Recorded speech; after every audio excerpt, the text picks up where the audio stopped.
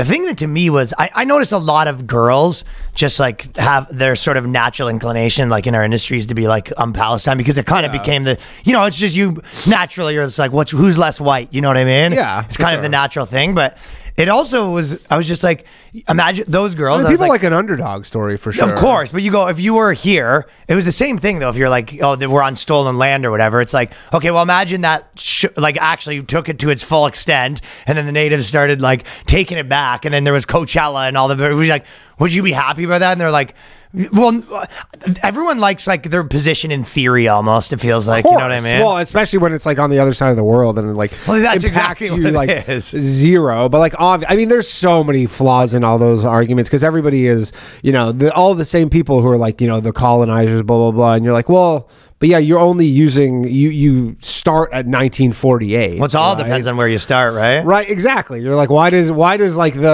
in America it starts at, you know, whatever, 1490, whenever Columbus came over, that's where we started here. But then you're like, at this one, you go, no, we start that one in 1948. And you're like, all right, well. You're very picky. Very picky and choosing. Well, you sort of pointed this out, but it is the breakdown of intersectionality is really. Oh, this is yeah. Because that dude, when you have like, this is pretty current or whatever, but like, you know, when you have, at first people were like, yeah, freedom fighters, and then like stuff started to come out, and then people are like, well, that's not true, and then it's like, okay, that is true, and then they're just like, shit, like there be like bad stuff's coming out, and then like the people who are like for it are like now rooting against the stuff being true, and then it comes out and they're like, of course, yeah, like shit, and then they're like, damn it, and yeah, for sure, it's well, that's nice to see. You're just seeing a lot of people have just mental breakdowns about it. Like you, Sarah Silverman has been, well, yeah, she's, but it's, fuck did she expect? Yeah, that's what I'm saying. Is like you're kind of realizing you're just like, so the people that you're like rolling with or whatever, so they were right about everything except for this. It was like, no, it's the ideology that's against you, but it's like, I think it's almost like convenient when it's against white people, but then because you're sort of, but then when it's against Jews, you're like, well, I don't like that one, and you're just like, the whole ideology is whoever is the more powerful one's the bad one. That's in every scenario. Yeah. So you go regardless of like what is happening. And I think what their problem is some of these people are just like, no, we're not the powerful one here, and everyone's just like, you are though. Yeah, you are though, and they go, but I marched with you, and they go, yeah, we don't right. Shit about that. Are you kidding? Yeah, so I think a lot of people are having meltdowns here, and it is very much of like a breakdown of that sort of stuff. Like a lot of nice to watch. Liberal Jewish people are finding out that it's like that, that Jewish card don't go too far. All their brothers in arms are not exactly not exactly on their side. Yeah.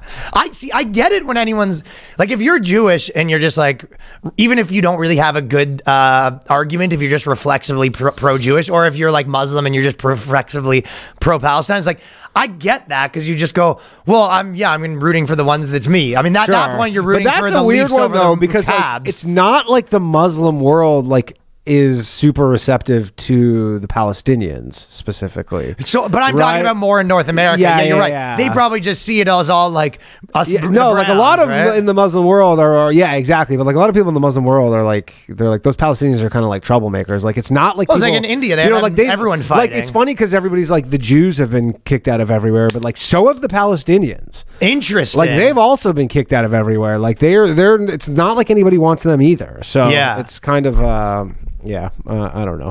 I obviously, like, if you're Palestinian, I fully expect. So you're saying everyone in that area? It's kind of like the bad kids. Your parents don't really want to. The island of broken toys.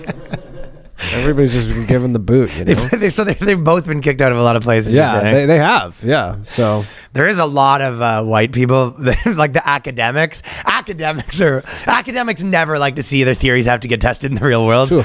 But you've seen a lot of them when it's like, what did you think decolonization meant? Like, you think they were just going to sign a contract and get their land back? This is what it looks like. You know, it's some nerdy 60-year-old lesbian teacher posting that or whatever. Yeah. But it is just funny watching when white people just have like such a fantasy about being wiped out, you know, because they have to play, when they do have to play the things out, people have said like, okay, so if the natives came here and be like, well, yeah, and whatever happened to me, that would be my fate.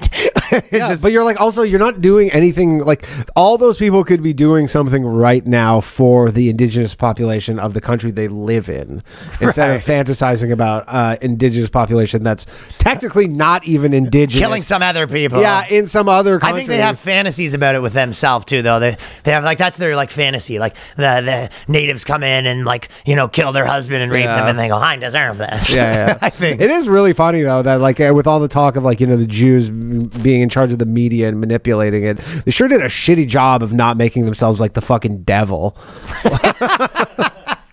Well, I think the reason for that, in some degree, is the same as censorship, and it's the same as you know, you could probably say feminism or whatever. It's like when you jam shit down people's throats, it doesn't work. Yeah, like it's hard. It's interfering with markets, like, is hard. Even thought markets. You know what I mean? Yeah. Markets absolutely. where the thoughts are. Markets where the thoughts are. That seems like a lucrative market. I'll tell my Jewish friends about that. The thought market. The thought market. That's it. Well, okay, I'll tell you, this is what I have one thing, and we're in some group chats too. One thing that I think that the Jewish people are wrong about, and you can tell me your opinion on this. Sure.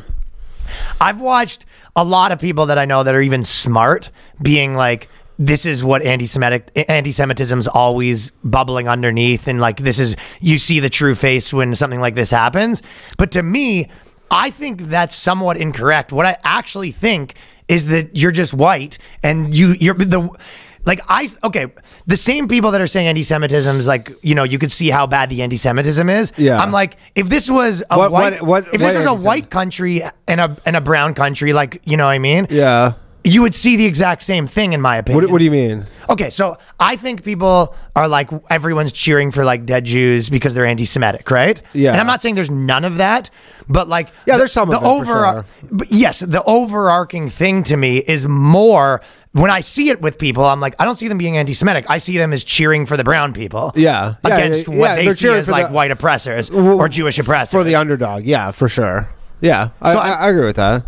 So it's like, but I guess you can call it racism, but it's like almost, it's racism, but really really what it is just like, no matter what, undying support for who's less powerful. Yeah, I agree with that. So it's more of like a commie sort of intuition than it is anti-Semitism. Yeah. But some of it is like, I mean, again, there is some fraction of people who don't like Jews, and it's that for them. But yeah, I agree. It's not like blanket anti-Semitism from people who support the Jews. Yeah. Or support the Palestinians or whatever. No, I don't think that. But I've just seen a lot of that on the internet right now, and I'm just like, yeah, but you would see the same thing if it was a white guy. Like, you know what I mean? That's how I see it. Yeah, I mean, even when it was a white place attacking a white place with Russia and Ukraine, they still took the underdog.